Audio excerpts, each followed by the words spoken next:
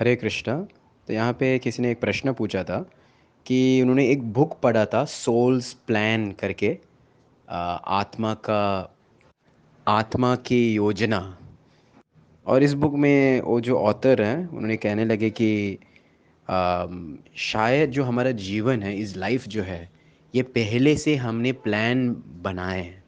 पहले से सब चीज़ प्लान हो चुके कि हमने ऐसे प्लान किया।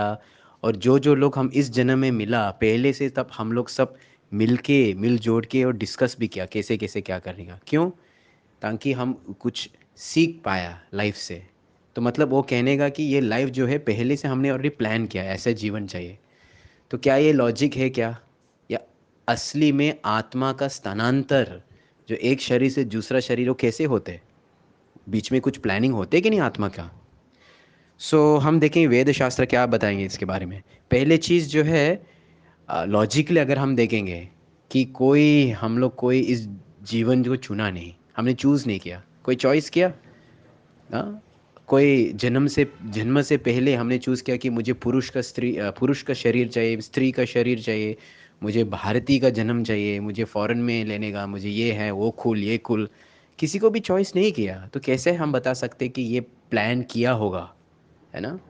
तो हम देखें शास्त्र में क्या बता रहे, कि जन्म जो है आते हैं, वो दो चीज़ के ऊपर डिपेंडेंट है। एक जो है हमारा डिज़ायर, वही इच्छा। और दूसरा जो है हमारा डिज़र्व, वही हमारा योग्यता, कि योग्य है क्या। हाँ, एक उदाहरण दे देंगे। समझो किसी का इच्छा है कि कश अगर मुझे एक सुंदर गोरे चमड़े शरीर मिला, सुंदर आँख नीले नीले है, तो ऐसा उसका इच्छा है, हाँ, डिज़ायर। लेकिन या निसर्ग या कर्म देखेंगे कि उसका इतना पुण्य भी नहीं है ऐसा शरीर को प्राप्त करना, कि मानव का शरीर का पुण्य भी नहीं है ना? तो डिजर्व में उसका योग्य अयोग्य है बन गया, बराबर। तो वो क्या बनेगा नेक्स्ट लाइफ में? शायद वो बिल्ली बनेगा। बिल्ली भी कभी देखा ना, बिल्ली में उसका पूरा श्वेत रंग वाइट कलर बिल्ली, और नीले नीले आंखें हैं। तो जो उसका इच्छा है वो पूर्ण हो गया, लेकिन योग्य के अनुसार। तो ये बोलते डिजायर और डिजर्व, ये लॉ है, ये नियम है ना? तो हमारा वैदिक शास्त्र बता रहे कि एक तरह से प्लानिंग है अगले जन्म का।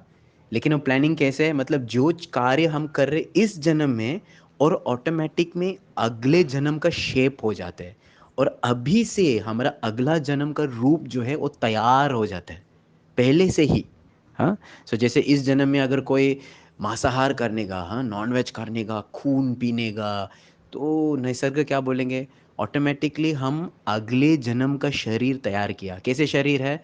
एक वाघ या एक शेर का शरीर है, एक जानवर का शरीर है, जिसमें आप फ्री बिंदास से नॉन वेज खा सकते, खून पी सकते, कोई दिक्कत नहीं। हाँ। या कोई इस जन्म में सोते रहते, तो ऑटोमेटिकली अगले जन्म का शरीर भी धीरे धीरे तैयार हो जाते, कि आप बालू बन जाते हैं या कोई जानवर बन जाते हैं जिसमें आप सो ही सकते हैं, है ना? शास्त्र एक उदाहरण देते हैं ये कैसे समझाने का, क्योंकि बहुत कॉम्प्लेक्स रखता है। तो उन्होंने एक सिंपल से उदाहरण दे देंगे। कौन सा उदाहरण है? एक कीड़ा है, हाँ, इंग्लिश में कैटरपिलर बोलते हैं। तो तृण जलुकेन एव। तृण मतलब पान पत्ता, और जलुकेना मतलब, जलुका मतलब ये अपना जो कीड़ा है, जो कीड़े एक पान के दूसरे पान में चल चल के जाते हैं। सो वो ऐसे बता रहे जैसे ये एक कीड़ा एक पत्ते से दूसरा पत्ते में जब भी वो जाते हैं, तो पहले जो है वो आगे का पत्ते को पकड़ के तब दूसरे पत्ते जो पीछे वाले पत्ते को छोड़ते हैं। तो वैसे आत्मा भी जब इस स्थानांतर चलते हैं, और पहले आगे का शरीर जो है, आगे का रूप जो है वो पकड़ते हैं, तब ये शरीर छोड़ जाते हैं। वैसे मतलब जब भी हम अभी जीवित हैं, हम सभी लोग को अपने खुद का शरीर तैयार कर रहा है। हाँ। आकाश में, आसमान में, या कहीं पे सूक्ष्म रूप में है, वो हमारा आगे का जन्म जो है वो तैयार हो रहा है। किस चीज़ के? हमारा इच्छा और योग्य के अनुसार वो तैयार हो रहा है। अगर कोई गड़बड़ काम कर रहे, तैयार हो रहा है वहाँ पे जानवर का जन्म। लेकिन अगर हम अच्छा जीवन जी रहे, भक्तिमान जीवन जी रहे, तो आगे का जो आध्यात्मिक शरीर वो भी तैयार हो रहा है। हाँ, वो चेंज हो जाते हैं, फॉर्म हो जाते हैं।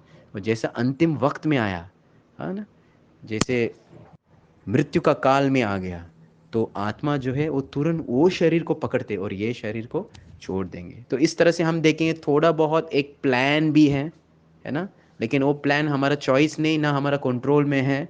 बस हमारा कंट्रोल में इच्छा और योग्य। अच्छा काम करेंगे तो योग्य बन जाता है, बुरा काम करेंगे तो अयोग्य बन जाता है ना। लेकिन इच्छा भी इम्पोर्टेंट है, अब क्या चाहते हैं जीवन में। हरे कृष्णा।